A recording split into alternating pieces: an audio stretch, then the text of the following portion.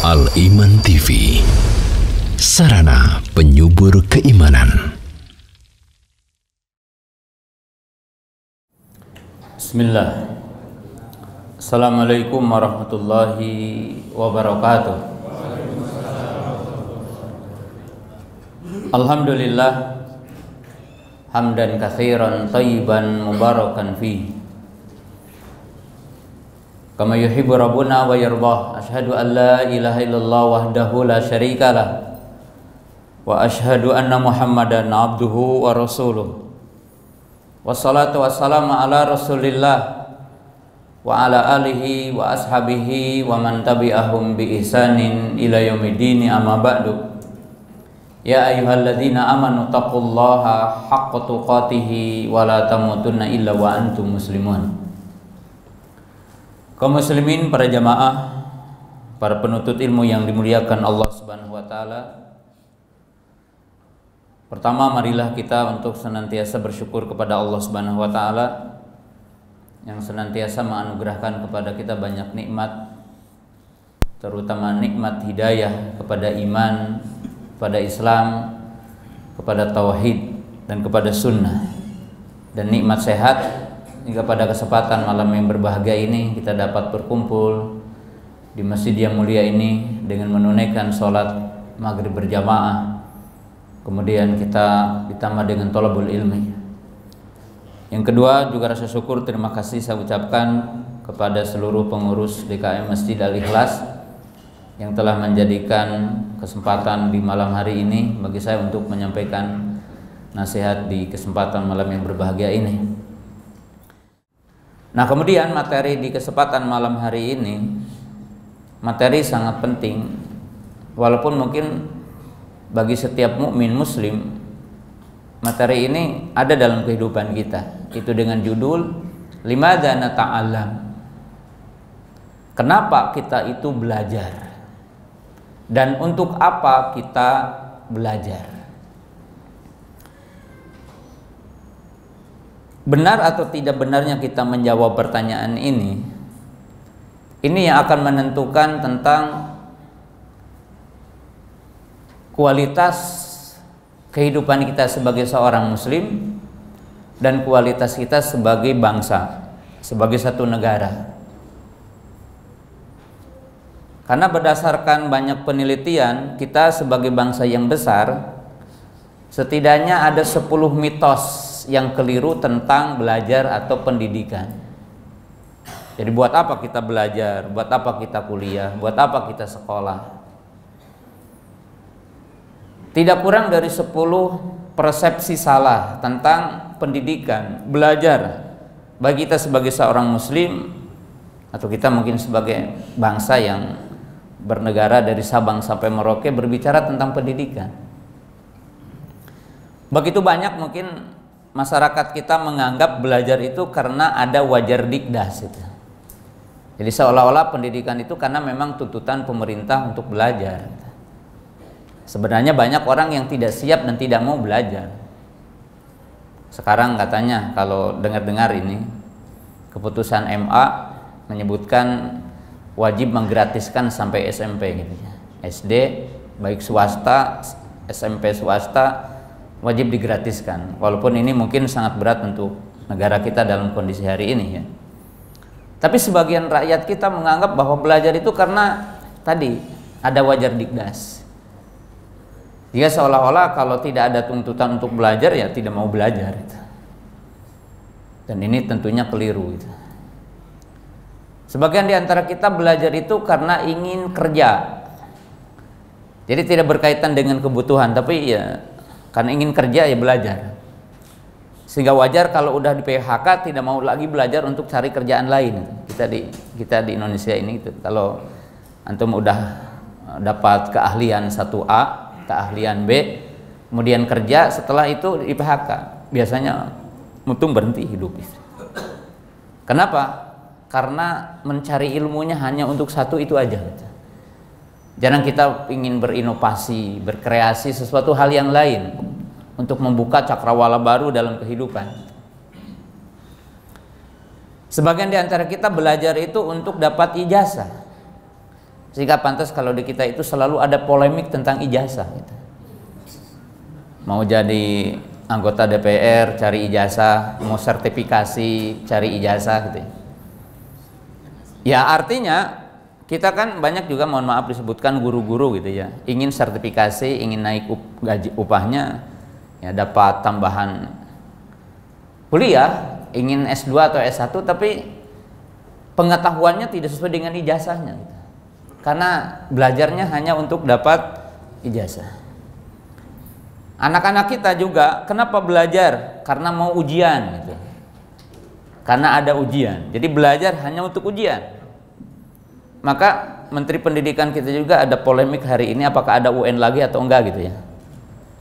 Karena mungkin anak bangsa kita ini kalau tidak ujian membahayakan, kalau ada ujian juga bahaya gitu.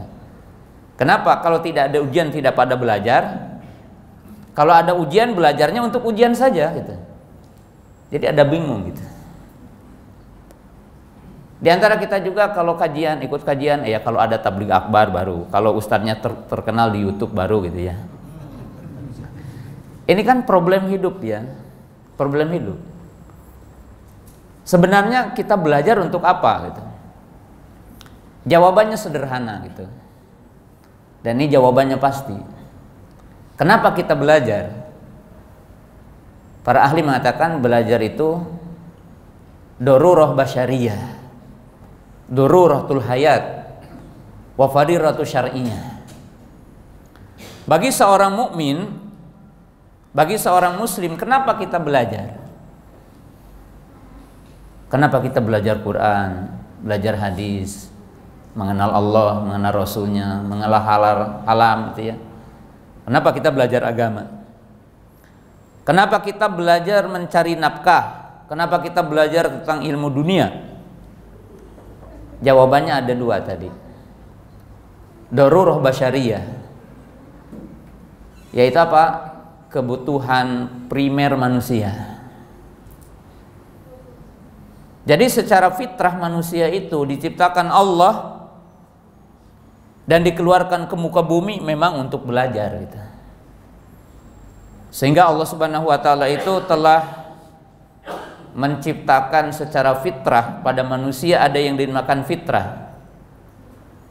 Fitrah itu berupa anugerah Allah yang dianugerahkan kepada manusia berupa fitrah pembawaan, yaitu fitrah iman, fitrah Islam, fitrah tauhid, fitrah belajar, fitrah bakat, fitrah perkembangan, dan seterusnya. Lalu Allah Subhanahu wa taala menciptakan perangkat bagi manusia itu untuk mencari ilmu, untuk mengakses pengetahuan dan mengakses moral dalam hidup.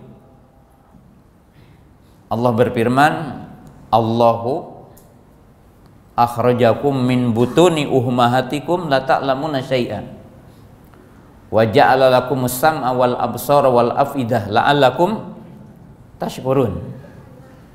Allah dialah yang mengeluarkan kalian dari perut ibu kalian tidak tahu apa-apa. Jadi tidak ada manusia yang dilahirkan dalam keadaan berilmu, mengetahui segala sesuatu. Tetapi Allah Ta'ala telah menjadikan perangkat untuk bisa mengakses ilmu. Pada diri manusia sejak lahir udah ada fitrah untuk belajar, fitrah untuk mengetahui sesuatu, fitrah untuk keinginan belajar pada manusia.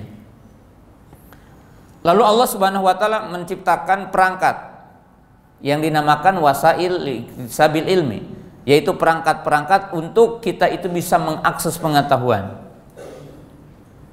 Baik pengetahuan berkaitan dengan agama, jalan menuju surga dan jalan untuk menyelamatkan kita dari api neraka, atau perangkat untuk mengetahui pengetahuan untuk kebutuhan kita di dunia ini. Maka Allah Ta'ala menciptakan pendengaran, Allah Ta'ala menciptakan penglihatan, Allah Ta'ala menciptakan hati, dan Allah Ta'ala mempersiapkan 5 perangkat pada manusia: akal, hati, telinga, mata, kemudian panca indera.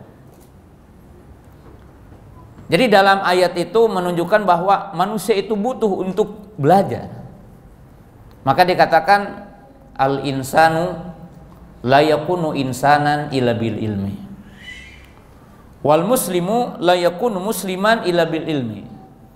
Artinya manusia itu tidak dikatakan manusia utuh, manusia yang bermartabat tanpa ilmu. Dan seorang muslim tidak dikatakan muslim yang sejati, muslim yang utuh, muslim yang sempurna kecuali dengan ilmu. Makanya perlu ditanamkan kepada kita bersama, khususnya kita sebagai seorang muslim, bahwa belajar itu sesungguhnya adalah kebutuhan manusia. Karena manusia itu memahami kesempurnaan manusia menjadi manusia yang bermartabat, manusia yang memiliki kedudukan, manusia yang akan dihormati, itu adalah dengan ilmunya. Dan demikian juga seorang muslim tidak akan jadi muslim yang sejati, muslim yang sempurna tanpa ilmu.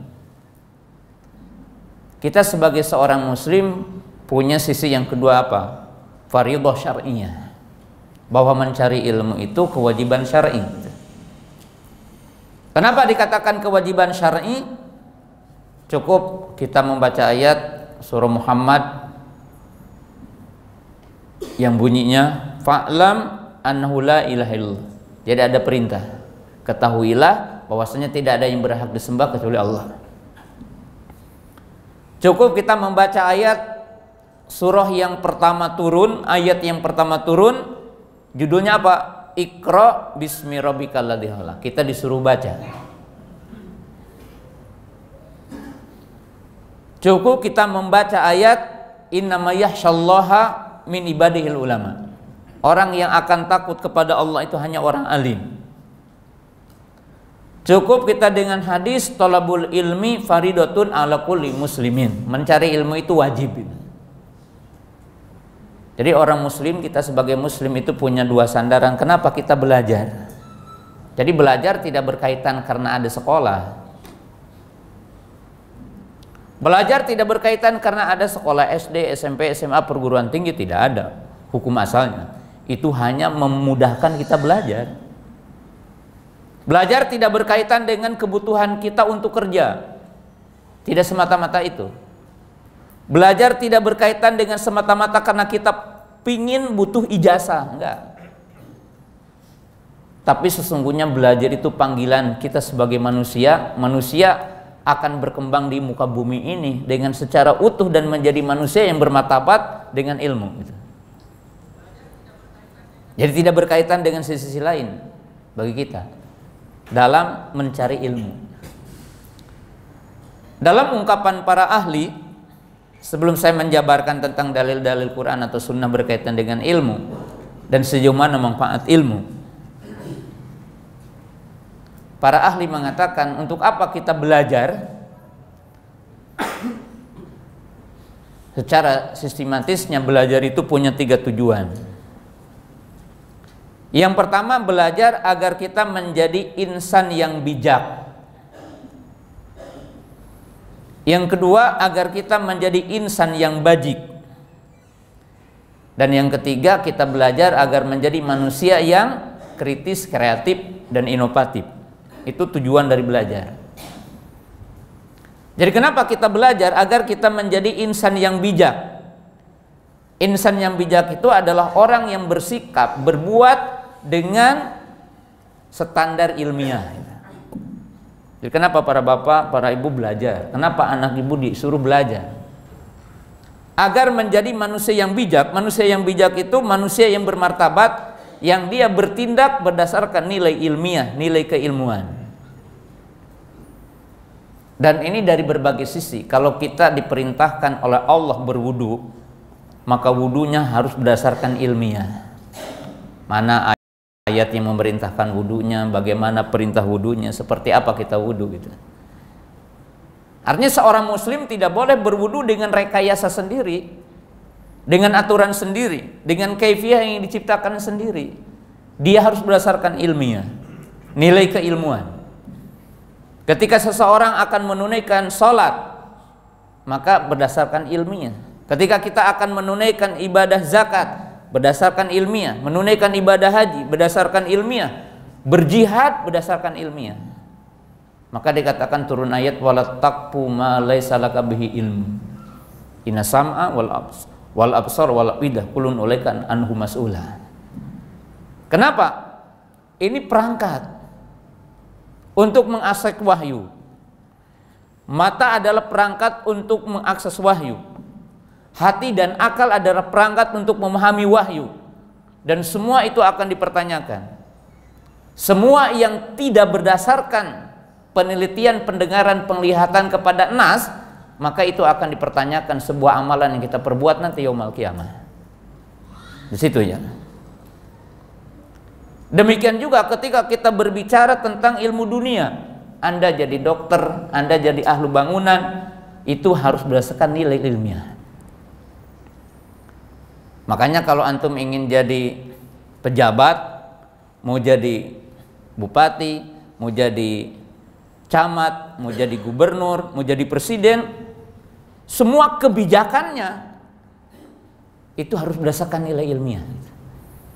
Baru dikatakan manusia yang bijak. Kenapa? Berdasarkan nilai ilmiah, berdasarkan observasi. Kebijakan-kebijakan itu berdasarkan observasi. Lapangannya kenapa harus melakukan begini, kenapa harus ada aturan ini. Agar manusia itu tidak menjadi manusia yang taklid, tidak menjadi manusia yang bodoh, tetapi manusia yang bijak.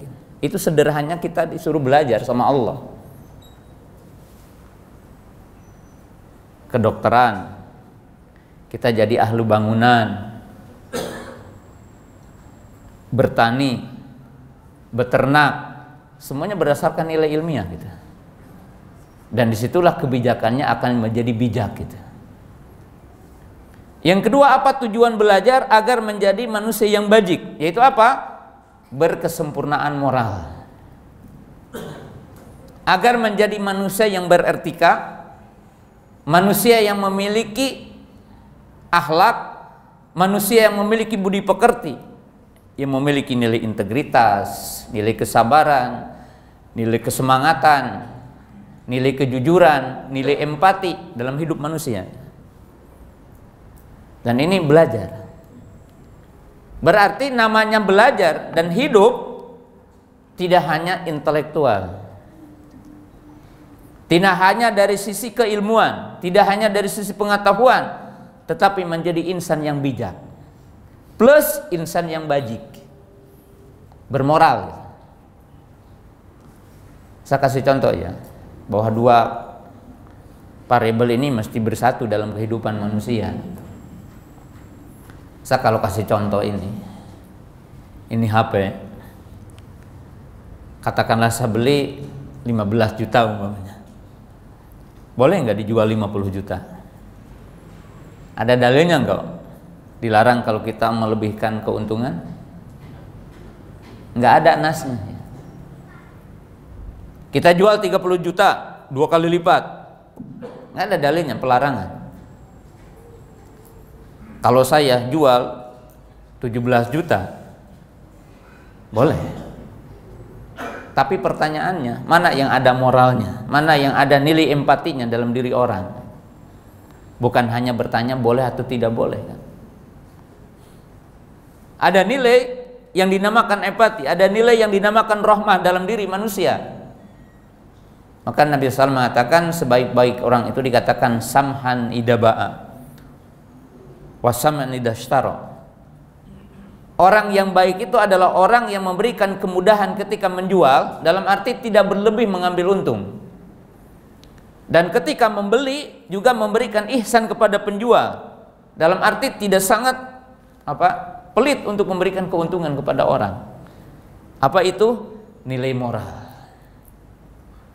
pada diri manusia.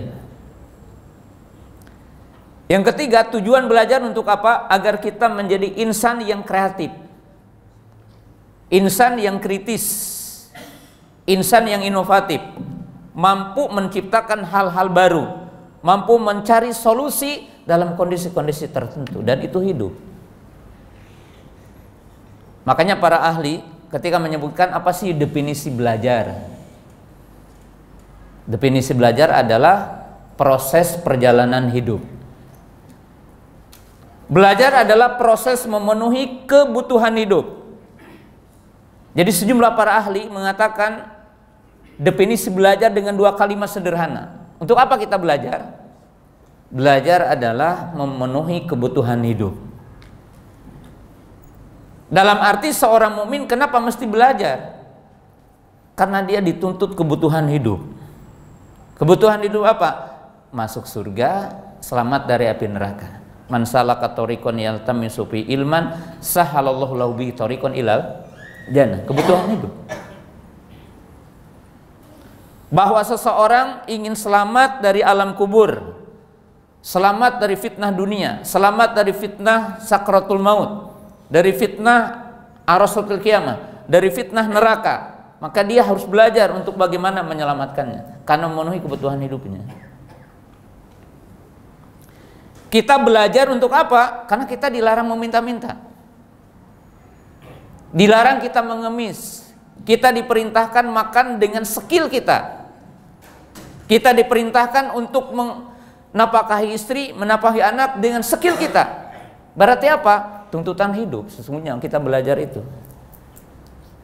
Dan ini membangun nilai kesadaran kita belajar. Sekarang para bapak, para ibu merasa indah nggak menghafal Quran?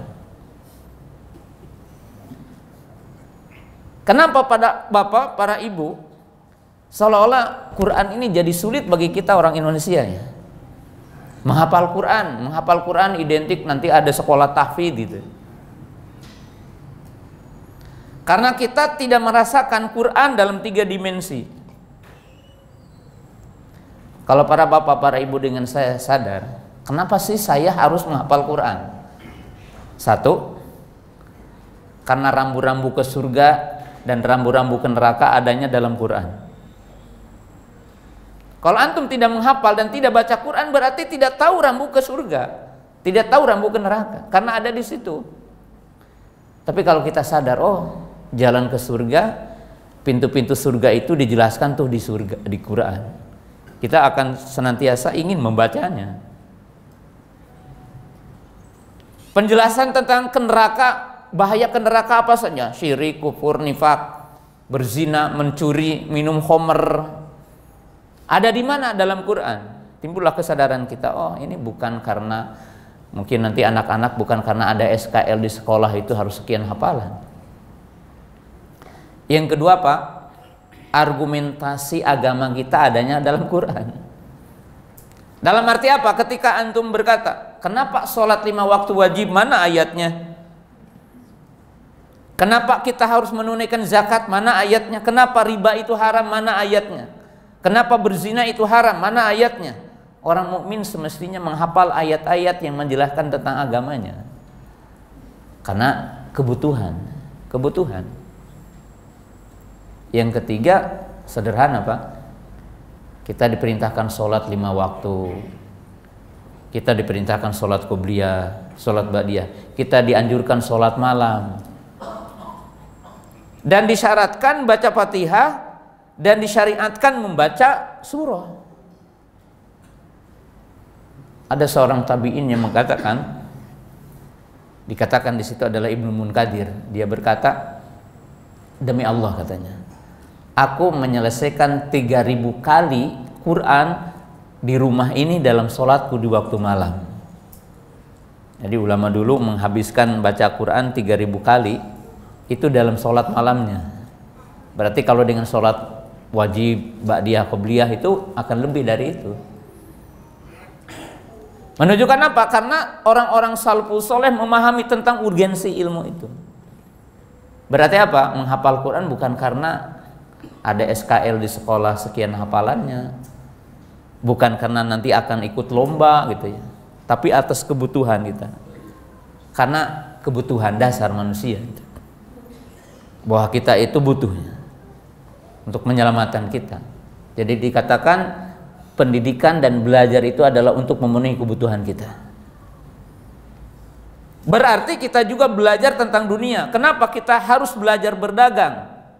Kenapa kita harus belajar tentang bertani? Kenapa kita harus belajar tentang berternak? Kenapa kita mesti punya skill? Mungkin kita jadi apa saja skill itu. Sampai skill kita menjadi tukang penjahit, tukang sembelih, tukang kayu. Kenapa? Karena kita dituntut untuk makan dengan tangan kita. Diperintahkan untuk menafkahi istri, diperintahkan untuk menafkahi anak. Semuanya itu ada tuntutan itu, kita belajar. Dan orang mukmin harus tertanam itu. Tertanam itu. Makanya Pak, para ibu, para bapak yang dimuliakan Allah Ta'ala, kalau kita melihat kitab Sahih Bukhari bab ilmu, akan sedikit berbeda jauh dengan cara kita belajar gitu. Dari Islam itu setahun sekali. Kapan? Sholat Idul Fitri, Idul Adha gitu, baru mendengarkan nasihat gitu. Dalam selama hidup mungkin jarang gitu. Ada yang belajar Islam itu ketika ada momen-momen tertentu. Seperti apa? Pernikahan, baru dengerin. Ada di antara kita belajar Islam itu ya mungkin nonton di televisi, nonton di YouTube gitu. Ada yang ikut kajiannya itu kalau nanti ada ustadz terkenal, ada ustadz yang terkenal di YouTube, ada tabligh akbar baru itu. Padahal kebetulan ilmu itu sepanjang hayat kita. Nah, saya akan menyebutkan 4 kisah sedikit ya. Tentang para sahabat itu menganggap ilmu itu lebih penting dari makan dan minum. Dan indah mereka itu. Kenapa? Karena dianggap ilmu itu dalam kebutuhan. Dan mereka itu sederhana ya. Imam Bukhari membuat bab tentang bab Wabdu Abdul Qais, bab utusan dari Abdul Qais. Jadi satu kabilah yang jauh dari Masjid Nabawi, Pak, terhalang oleh orang-orang Yahudi. Waktu itu belum turun surah Al-Hasyr, belum ada pengusiran orang Yahudi dari Madinah. Sejumlah sahabat yang artinya yang udah masuk Islam tapi jauh untuk mengambil ilmu dari baginda Nabi Sallam. Akhirnya diutuslah di antara mereka untuk datang kepada baginda Nabi Sallam. Dan mereka pun tidak bisa datang kecuali di bulan-bulan haram, bulan-bulan gencatan senjata. Datanglah kepada Nabi Sallam. Apa yang ditanyakan cuma satu kalimat ditanyakannya. Mereka bertanya, ya Rasulullah, ajarkan kepada kami satu amalan yang bisa mengantarkan kami ke surga, katanya. Maka Nabi SAW waktu itu hanya mengajarkan 4 kalimat, belum menjadi rukun Islam yang 5. Belum mengatakan iman, sholat, zakat, puasa, dan belum disebutkan ibadah haji dalam hadis itu. Lalu mereka bertanya, ya Rasulullah, apa imbalan jika kami melakukan 4 poin ini? Qala Nabi sallallahu aflaha in shadaqa. Kalian akan beruntung, artinya masuk surga jika kalian melakukan di 4 poin ini. Mereka pulang, selesai. Dan ilmu itu bagian dari kebutuhan hidup ya. Ibarat kita lapar cari makan, kita haus cari air gitu. Dan menjadi indah dalam kehidupan mereka. Yang kedua, disebutkan tentang hadis sholat, yaitu tentang kisah Malik ibnu Hairith. 20 anak muda datang kepada Nabi SAW untuk nyorog. Mungkin ada bahasa sama nggak di sini? Artinya mengambil ilmu dalam waktu yang tertentu. 20 hari mengunjungi Nabi SAW ke Madinah dengan sejumlah anak muda dipimpin oleh Malik ibnu Hairith. Apa yang dipelajari tentang sifat sholat? Ketika Nabi SAW melihat sejumlah sahabat ini telah rindu wajah-wajahnya untuk istri dan keluarganya, maka Nabi SAW menyuruh mereka pulang ke kampungnya. Pulang.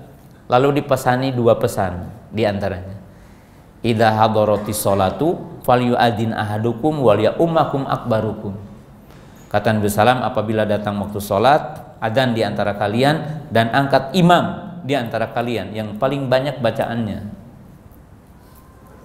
Kemudian Nabi SAW mengatakan, "Shollu kama ra'aitumuni usolli." Kalian sholat seperti kemarin kalian melihat aku sholat. Apa yang dipelajari? Sifat sholat itu. Ada nggak di sini pernah datang ke ustadz gitu ya, rombongan pingin belajar sholat, belajar wudhu. Nah, kehidupan sahabat tidak seindah kehidupan kita dalam mencari ilmu. Kisah yang ketiga, Imam Bukhari membuat bab at-tanawwu fi talabul ilmi, bab bergantian dalam mencari ilmu. Disebutkan Umar bin Khattab itu bertetangga dengan orang Ansor, tapi rumahnya jauh dari masjid, lebih jauh dari masjidnya. Maka kata Umar, anzilu wa yanzilu, kadang aku turun, kadang dia yang turun. Maksudnya datang kepada Nabi SAW. Jika aku datang, maka aku mengetuk pintunya di hari itu dan mengatakan, hari ini aku mendapatkan hadis ini, sampaikan kepada tetangganya. Satu ketika aku tidak hadir dan saudaraku hadir, maka tiba-tiba datang, katanya ngetuk pintu dan tergopoh-gopoh, terjadi sesuatu. Ternyata ada satu berita bahwa Nabi SAW menceraikan istrinya. Maka Umar, karena putrinya adalah dinikah oleh Nabi SAW, yaitu Hafsah, beliau langsung bergegas menuju rumahnya Hafsah. Lalu beliau bertanya kepada putrinya, Hafsah, apakah nabimu menceraikan istrinya?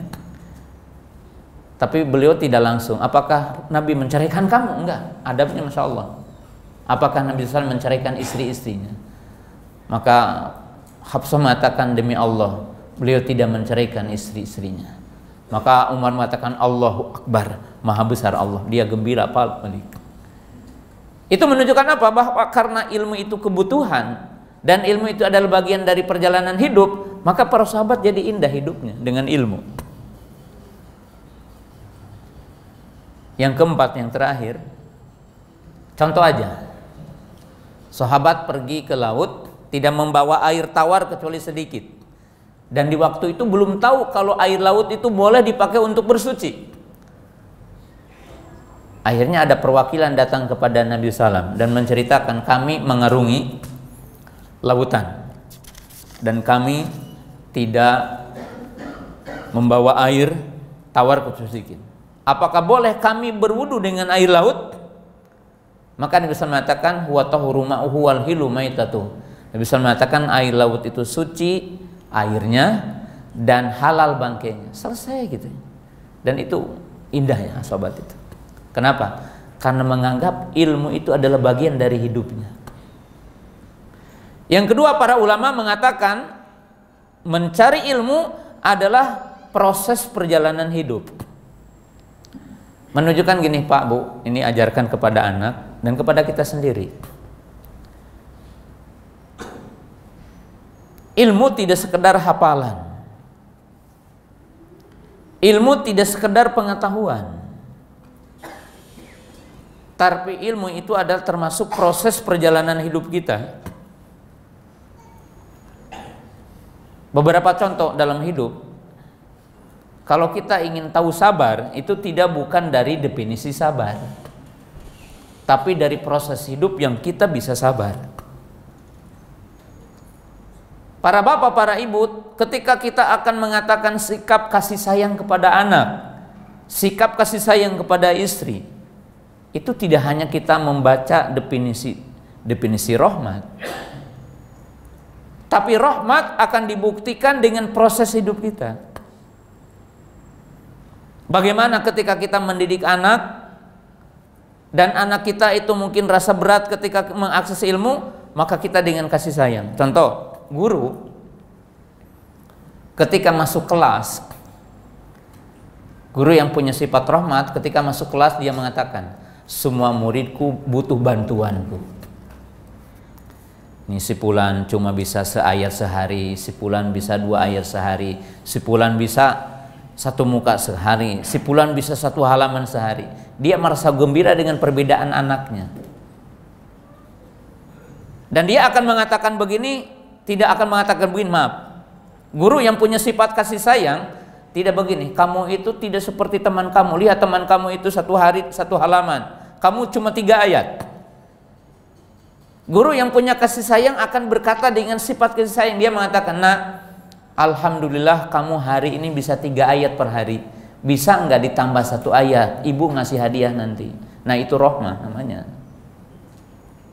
Berarti namanya rahmat itu bukan sebuah kata-kata, bukan saja sesuatu yang diketahui dengan pengetahuan intelektual, tapi apa? Dalam proses hidup. Coba kita lihat contoh nih. Para bapak, para ibu dengan saya paham nama Allah As-Sami, Al-Basir, Al-Alim. Kan bisa dihafal ini, nah, gitu. Bahkan bisa didadomkan oleh kita. Al-Alim, As-Sami, Al-Basir itu ya. Tapi implementasi bahwa kita merasa takut dengan Allah, merasa diawasi dengan Allah, adanya sifat muraqabah apa? Itu implementasi. Sebab kalau bangsa Indonesia yang 82% Muslim, tidak akan ada koruptor kalau paham dengan 3 nama tadi. Tidak akan ada penyelewengan syariat ketika paham dengan 3 ayat tadi. Kenapa? Karena kita merasa diawasi Allah.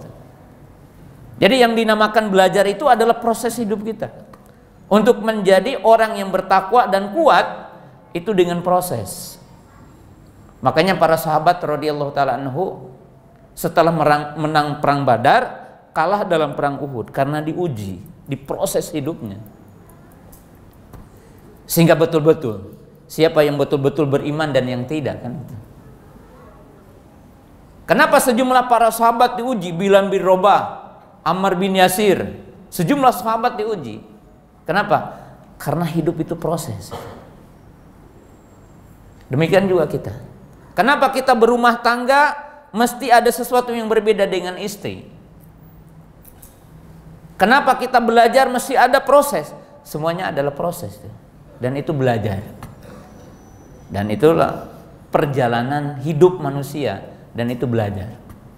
Nah, sebagai penutupnya, di malam yang berbahagia ini, untuk apa kita belajar? Kalau antum lihat syariat, gampang kan ya? Martabat manusia ditinggikan dengan ilmu, kan cukup ya. Ya rafa'illahu ladina amanu minkum waladina utul ilma darajat. Berarti ilmu. Berarti apa? Manusia itu belajar untuk meningkatkan kedudukannya gitu. Yang kedua, kita pastikan surga dengan ilmu. Man salaka tariqan yaltamisu fi ilman sahhalallahu lahu bihi tariqan ilal jannah. Ketiga, ini lebih agung ya kalau kita pahami. Nabi SAW mengatakan orang tidak akan jadi ahlul khair tanpa ilmu. Ya. Kita tidak akan jadi orang pilihan Allah dan manusia yang terbaik di muka bumi ini kecuali dengan ilmu. Apa dalilnya? Man yuridillahu bihi khairan yufaqihu fiddin. Siapa di antara kita yang dikehendaki Allah untuk menjadi orang baik, maka akan difaqihkan dalam agama. Maka kesimpulannya ada 2. Di antaranya bukan hanya 2, ada 2. Apa? Paham ini? Sejauh mana kita akan dapat hidayah, sejauh pengetahuan kita kepada agama Allah. Sejauh kita akan diselamatkan dari penyimpangan, dari kesesatan, dari kekufuran, dari kesyirikan, dari nifak, bid'ah, dan maksiat, sejauh mana kita memahami agama ini. Jadi kita itu dapat hidayah, kita selamat dari penyimpangan, tergantung nilai ilmu kita kepada agama Allah ini gitu. Dan ini sangat jelas kan di dalam hadis bahwa ya, tatkala diangkat ahlul ilmu, maka akan ada kesesatan. Dan pada poin yang terakhir, saya akan menggambarkan ilmu dalam hadis ya, yang sahih diriwayatkan oleh Imam Muslim, bahwa dulu ada orang yang membunuh 99 orang ya. Kana piman kamala qablakum rajulun yaqtulu tis'atan wa tis'ina rajulan. Hadis Abu Sa'id Al-Khudri. Dulu kata beliau, kata Nabi SAW, ada yang membunuh 99 orang. Kemudian dia mau bertaubat, lalu dia datang kepada seorang rohib, ahlu ibadah, tapi sempit ilmunya. Dia bertanya, aku telah membunuh 99 orang. Adakah pintu taubat bagiku? Maka dia menjawab dengan emosional, tanpa ilmu. Dia berkata, mana mungkin kamu udah membunuh 99, Allah mengampunimu. Akhirnya dia putus asa dan dibunuhlah si rohib itu, sehingga menjadi 100 yang dibunuh. Tidak lama kemudian dia terbesit lagi dalam hatinya untuk bertaubat kepada Allah. Lalu dalam hadis itu, padallahu ila alamil ahil arad, lalu dia ditunjukkan kepada orang yang paling berilmu dari penghuni bumi waktu itu. Lalu dia bertanya, adakah pintu taubat bagiku? Maka orang alim itu mengatakan, mahal abainaka wa baina taubah, apa yang menghalangi kamu dengan taubat? Sesungguhnya Allah mengampuni taubat seorang hamba sebelum syakaratul maut dan sebelum terbitnya matahari dari barat. Tapi orang alim ini memberikan nasihat, jika kamu ingin bertaubat dan kamu istiqomah dalam taubatmu, jangan pulang ke negerimu, karena negeri kamu negeri yang jelek. Berpindahlah ke sana, ada orang-orang soleh, beribadah dengan mereka.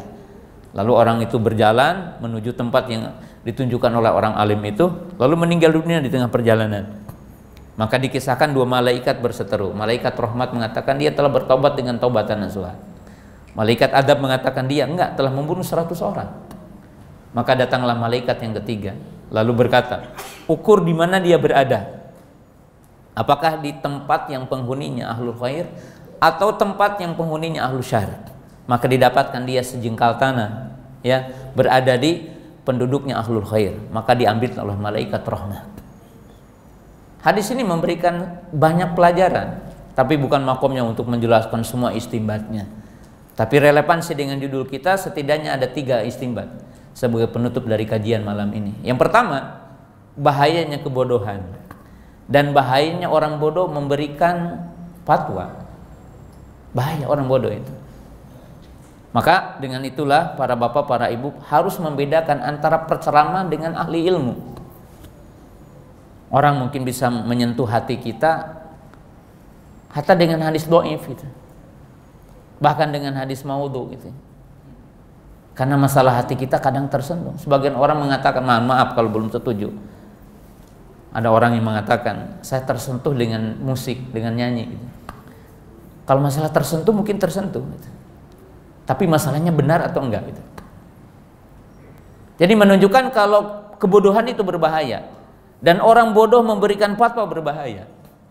Maka sejujurnya kita sebagai bangsa yang besar ini, kita harus bisa membedakan antara penceramah dengan orang berilmu. Kalau penceramah jangan ditanya tentang hukumnya, biarkan dia mungkin memberi nasihat itu. Tapi kalau kita bicara tentang hukum, mesti kepada orang berilmu. Yang kedua, keutamaan orang berilmu dan keutamaan ilmu. Artinya ketika yang berbicara adalah orang berilmu, dan ketika ilmu yang berbicara, maka terjadi kebaikan. Seperti dalam hadis tadi, berhenti dari keburukan karena ilmu dan ahli ilmu. Dan yang ketiga, tentunya setiap orang ingin istiqomah mesti punya teman untuk istiqomah gitu.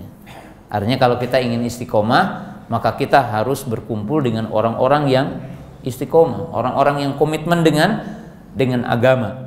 Ya, dalam kesimpulannya, kaum muslimin jamaah yang dirahmati Allah Ta'ala, mencari ilmu bagi setiap kita adalah kebutuhan gitu.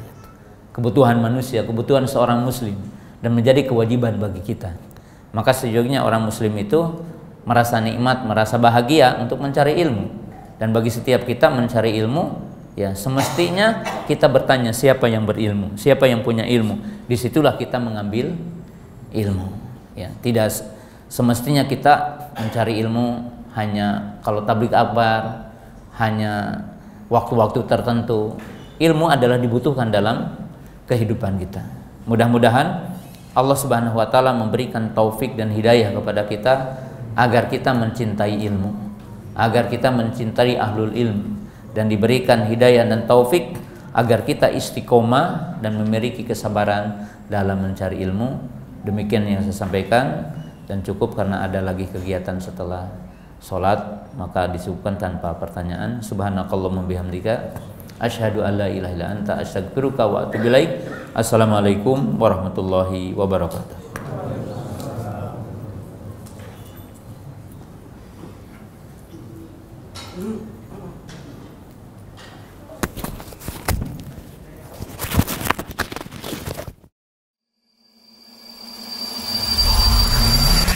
Al Iman TV, sarana penyubur keimanan.